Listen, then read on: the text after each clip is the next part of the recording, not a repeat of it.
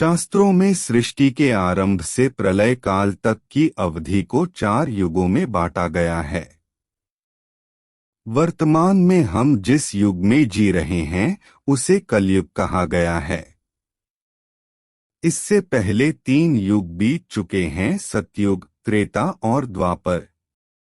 भगवान श्री राम का जन्म त्रेता युग में हुआ था और द्वापर में भगवान श्री कृष्ण का।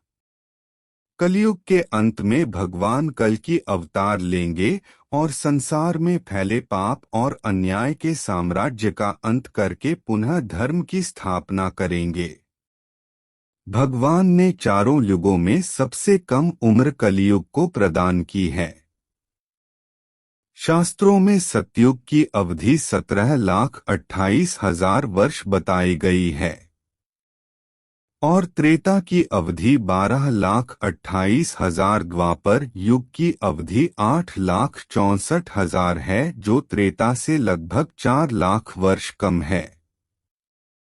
कलयुग की अवधि द्वापर से ठीक आधी यानी 4,32,000 है। सतयुग से कलयुग तक सभी युगों की अवधि छोटी होती गई है। इसका कारण यह है कि भगवान बताना चाहते हैं, जो जितना पापी होगा उसकी उम्र उतनी कम होगी। भविष्य पुराण सहित कई शास्त्रों एवं पुराणों में बताया गया है कि कलयुग में पाप की पराकाष्ठा होगी। मनुष्य का व्यवहार सृष्टि के नियम के विरुद्ध होता जाएगा। हिंसा में मनुष्य पशुओं को भी पीछे छोड़ देगा। पशु तो सिर्फ अपनी भूख मिटाने के लिए दूसरे पशु को मारते हैं, मनुष्य अकारण ही दूसरे मनुष्य को मारेगा। सच्चे संत भिखारी कहलाएंगे और अपमानित होंगे। कथावाचक और झूठे संत ऊंचे आसन पर विराजमान होंगे। तुलसीदास जी ने भी कलयुग के इस रूप का वर्णन किया है। त्रेतायुग में रावण ने सीता का हरण किया, लेकिन उनकी मर्जी के बिना उन्हें अपनाना पाप समझा। इस युग में छोटा भाई बड़े भाई के प्रति आज्ञाकारी था। बड़ा भाई अपने स्वार्थ के लिए छोटे भाई के साथ छल नहीं करता था। इसका उदाहरण राम, लक्ष्मण, भरत और शत्रुघ्न, ये 4 भाई हैं। त्रेता से जब द्वापर में आते हैं तब पाप बढ़ता दिखता है। द्वापर युग में देवर अपनी भाभी को बीच सभा में नग्न करने की कोशिश करता है, जिसका उदाहरण द्रौपदी चीरहरण की घटना है।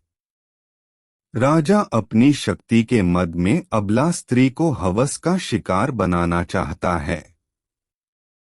इसका उदाहरण जयद्रथ द्वारा द्रौपदी हरण और दुर्योधन द्वारा भीलों की कन्या का हरण करने की घटना है।